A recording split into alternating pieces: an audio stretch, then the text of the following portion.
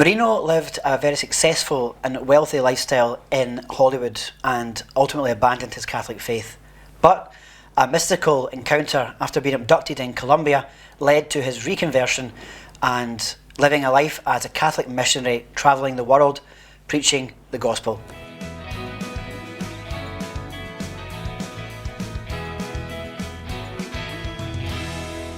So we're delighted to welcome Marino Restrepo here today to Moss End. Welcome, Marino. Thank you. Thank you very much. I'm happy to be here. So we heard a wonderful talk tonight in the church, and a good number were there to hear your testimony. What would you say, if you could sum up your mission in life is to be? I believe that it will be to bring God to people. It is my main concern because I lived away from God so many years of my life, and now I know that the only and most important thing in life is to have God in your life. So that's my main purpose. You were brought up a Catholic and you lost your faith. Could you maybe tell us how that happened, if you can? Yes, I grew up in a province, a small town, and while I was in that town, I was kept safe in the family life and the church. But once I was sent to the big city of Bogota, the capital, I ran into the 60s, the culture of the 60s, the hippies, and all this revolution of peace and love. And I lost my faith. I got into the Eastern pagan philosophies, the promiscuity, all this free love and drugs, the rock and roll. All of that contribute to bring me into a completely new dimension away from God. And when you were living that lifestyle, deep down, looking back, did it fulfill you? Oh no. I guess during the time I was going through that, up until the moment I had my encounter with God, I was living an euphoric life, which is the rushes of the moment, life in the fast lane, which is emotional life, passionate life, life of striving to make it and then striving to make it again, and goals and things like that. It was like a rush, and it's the passion of the flesh, which of course is being accentuated these days by technology, by the dopamine rush that young people and adults get when they use excessive use of social media. They crave attention, they crave fame, and it perpetuates that cycle that you were part of. So maybe you could talk about how you came out of that cycle. What was your experience that caused that? In year 1997, that was 33 years after I left my hometown to go to the big city. Those years were the years I was completely away from God, drowned in the world. I was kidnapped, abducted by the guerrillas in Colombia, and kept in the jungle for 6 months. During that time, on the day 15 of this kidnapping, I had experience with God. That was like the trial of my life. It was like began with sort of like an illumination of my conscience in an ecstasy, and then one thing led to another. I had the experience of hell, purgatory, many other things that contribute to give me the renewal and rebirth in the faith, right after I was miraculously released from that captivity. It reminds me of like the apostles in the upper room, where they were fearful, they were cowards, they couldn't leave. Then at Pentecost they were transformed. You were utterly transformed. What do you ever encounter people who don't have any faith and maybe question your experience as being something of a psychosis or something of a mental illness? What do you have that experience? Or not often, but I have. Yes, not often. Actually, the first time someone told me that she was a woman, that she was sure it was psychosis, was here in Craig Lodge. There was a lady there in a retreat that I preached, and at the end, she called me to the side and said, I suffer of psychosis, and I know psychosis when I see psychosis. You see, you are psychotic. So I told her, I love you too, and I will pray for you.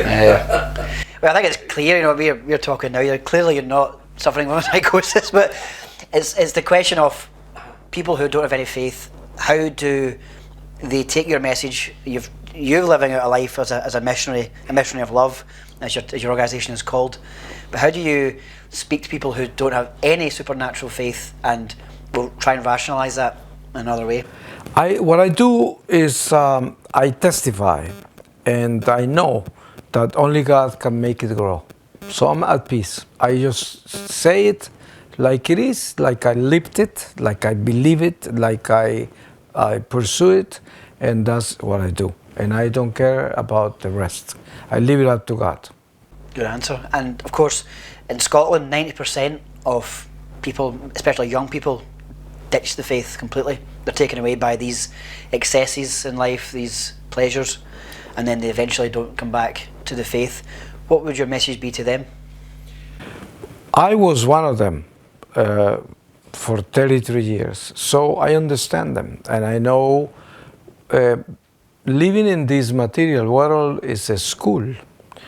Some people never learn the lesson and die in the midst of this materialism.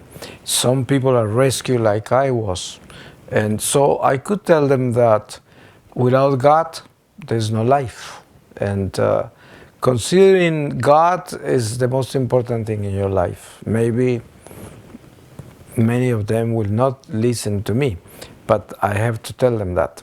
Yeah. And of course, sometimes Brian and myself work in Catholic media independently.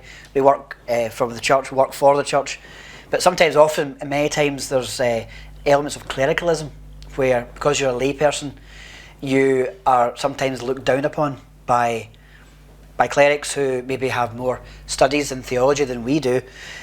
Like yourself, I don't know if you studied theology, but have you experienced any sort of confrontation from clergy about being a lay preacher?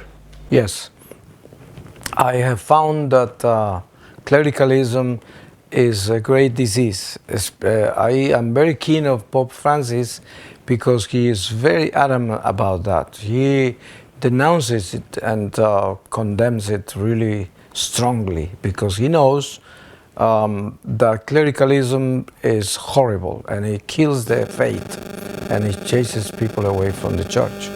I don't let them take my faith away, but I pray for them and I find them here and there all the time in the church. And of course, you spoke tonight on the power of confession, and so often now, especially after the pandemic in this country, priests are not offering it as much, and if they are offering it, it's by appointment. What's your view on the power of the sacrament and the solution for making people go to it more? I believe that the church is lacking a spirit. It is an intellectual church, and we know, not everybody though. I know very holy priests and very holy religious people and lay people. But in general, you could see we live a very superficial church. So the spirit is not there. So they don't care about the nature and sense of sin or hell or anything to do with the novissimus. So confession is not important. But I can say that I have seen the reason why we should confess often, because we do live in a spiritual battle against evil, and they are real spirits of evil that fight us, and we cannot see them. So they permeate our lives in many ways, and confession is an incredible power gift of God, a powerful sacrament that keeps us clean from that, from the spirits, and also keeps us in a good friendship with God. So I think that the sacrament of confession is equal to an exorcism, and we need it. We badly need it. And it doesn't matter if the priest doesn't believe, but as long as he gives you the absolution, he's got the anointed hands for that. Of course. One of the points that I thought really good you made me think was the effect, you had a vision of the effect of the Mass on people who were there, who were maybe not Catholic as well, this pushing out of demons. Can you maybe elaborate on that vision you had? Yes. The Lord showed me a sacristy, and there was a priest dressing up there. Then he showed me how, when the priest is in the sacristy, dressing up with the liturgical vestments to celebrate Mass, a big spiritual battle begins, because Satan doesn't want the Mass, right? So when the priest walks out towards the altar and kisses the altar, a great light descends from heaven on the territory of the church or the place where the Mass is being celebrated, and covers an immense radio of people around, regardless of who they are, not only Catholics. And during the time of the Mass, that territory is so lit up that demons can resist it, they flee. So there is a deliverance in every Mass from territories. The powerful message, and we thank you for coming here today. Where is your next stop on your world tour? I'm going to London tomorrow, then to New Dawn in Walsingham, then I go to Northern Ireland. Among the places I visit will be Belfast, Derry. Then I go to Medjugorje for a few days and back to South America, Peru, Honduras, Guatemala, Mexico. I'm always on the road for 11 months a year. And you've got some energy for it.